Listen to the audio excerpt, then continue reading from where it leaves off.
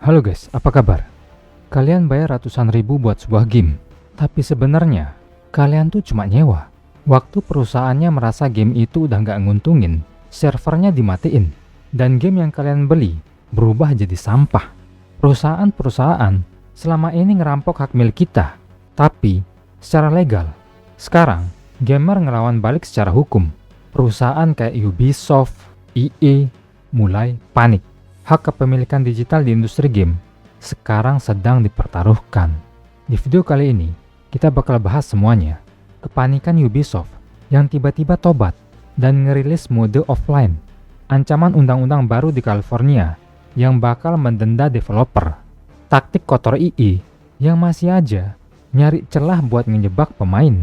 Sebelum kita ke pembahasannya, buat kalian yang belum subscribe dulu dan nyalain notifikasinya supaya kalian nggak ketinggalan video-video dari aku. Dan kalau kalian tertarik dukung aku lebih, kalian juga bisa join YouTube membership. Oke, kita lanjut. Zaman PS1 atau Nintendo 64, kalian beli kaset fisik, dan game itu selamanya jadi punya kalian. Mau dimainin 20 tahun lagi, nggak masalah. Sekarang, industri AAA itu bergantung banget sama koneksi server dan jumlah pemain aktif di Steam. Kalau pemain sepi terus komunitasnya mati, perusahaan matiin servernya. Ya kalian sebagai konsumen, jelas rugi lah bro. Tapi keadaannya berbalik. Gerakan Stop Killing Games yang dipimpin Roscott akhirnya berhasil ngelawan balik perusahaan game. Gamer kayaknya udah muak. Mereka mulai ngelawan secara hukum dan maksa developer buat berhenti ngerampok hak milik konsumen. Kasus pertama datang dari Ubisoft. Kemarin, Ubisoft jadi musuh publik karena matiin server The Crew. Pemain yang punya kaset fisiknya pun nggak bisa main, karena gamenya wajib online. Kasetnya cuma jadi pajangan. Kemarahan komunitas meleduk, gerakan Stop Killing Games makin gede, dan akhirnya Ubisoft panik. Kepanikan Ubisoft bisa kalian lihat di situs blog resmi mereka, yang judulnya Mode Hybrid The Crew 2 sekarang udah tersedia. Di artikel itu, Ubisoft akhirnya ngerilis pembaruan yang ngizinin pemain buat ngekspor semua progres dan koleksi mobil mereka ke dalam mode offline. Dulu mereka sering beralasan kalau ngerubah game online jadi offline itu mustahil dan terlalu mahal. Lah, ini kan buktinya bisa kalau mereka benar-benar ditekan habis-habisan sama publik. Seenggaknya, sekarang pemain bisa tenang. Uang buat beli The Crew 2 nggak bakal hangus pas servernya mati nanti. Kemenangan di The Crew 2 ini baru awal. Utamanya tuh sekarang terjadi di ranah hukum, tepatnya di Amerika.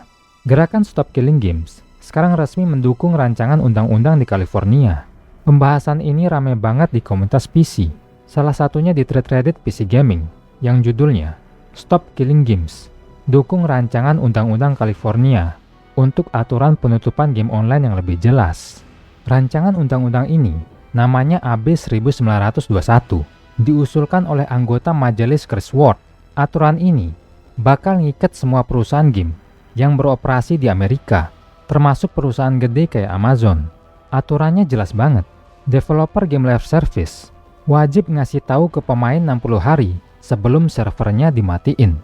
Aturan ini juga ngelarang developer jualan game kalau servernya mau ditutup, apalagi tanpa ngasih pengumuman yang jelas. Bagian paling penting dari Undang-Undang AB 1921 ini adalah kewajiban perusahaan untuk nyediain solusi cadangan. Kalau servernya mati, gamenya wajib tetap bisa dimainin. Mau diubah jadi game single player offline kek, mau buka fitur server komunitas kek, bebas.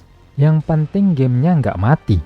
Kalau developer gagal nyediain solusi ini, hukum bakal maksa perusahaan ngelakuin refund 100% ke semua pemain. Nggak peduli berapa ratus jam pemain itu udah main. Aturan hukum ini benar-benar krusial. Perusahaan pasti benci banget ngelakuin refund massal. Ketimbang harus ngembaliin uang jutaan dolar ke pemain, developer pasti lebih milih ngeluarin biaya kecil buat bikin patch offline-nya. Undang-undang ini maksa developer buat sadar diri. Kalian tuh yang bikin gamenya.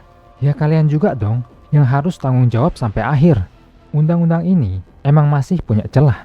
Aturan AB 1921 ngecualiin game free to play atau gacha sama game berbasis langganan. Undang-undang ini juga bakal aktif buat game-game baru yang rilis mulai Januari 2027. Nasib game jadul masih belum jelas. Celah ini emang ngecewain. Kalau kita lihat game free to play, sering banget mancing pemain ngabisin duit buat gacha karakter. Terus tiba-tiba servernya dimatiin dan duit pemain hangus gitu aja. Tapi undang-undang ini tetap jadi pondasi hukum yang sangat kuat. California itu pusat industri teknologi. Aturan yang sah di sana biasanya bakal merembet kemana-mana. Jadi standar global di seluruh dunia.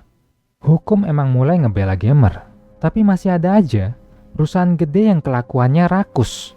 Contohnya kasus di PlayStation. Sony baru aja ngebuat gamer panik sama kebijakan DRM.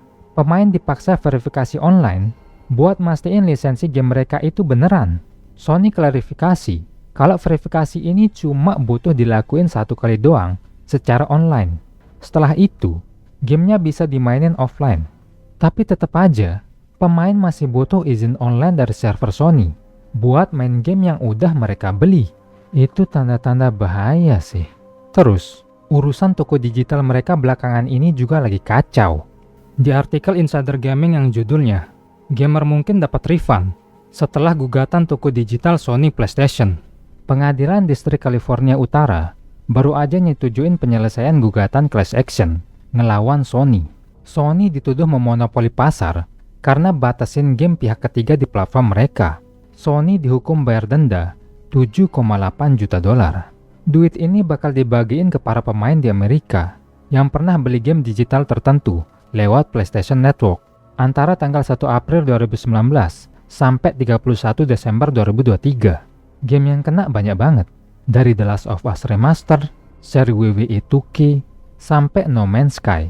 Kasus hukum Sony ini ngasih lihat kita kalau ekosistem digital konsol itu rapuh banget. Pemain bener-bener cuma bisa pasrah nurut sama aturan satu toko. Nggak ada pilihan lain. Kalau tokonya kena masalah hukum atau tiba-tiba tutup, nasib game jutaan orang otomatis terancam. Tapi kalau kalian nyari contoh perusahaan yang paling parah dan bener-bener bodoh amat sama nasib game jadul, jawabannya udah pasti EA. Di artikel Engadget yang judulnya, EA bakal mematikan Battlefield Hardline di konsol. EA udah ngumumin bakal narik Battlefield Hardline dari toko Xbox sama PlayStation di bulan Mei.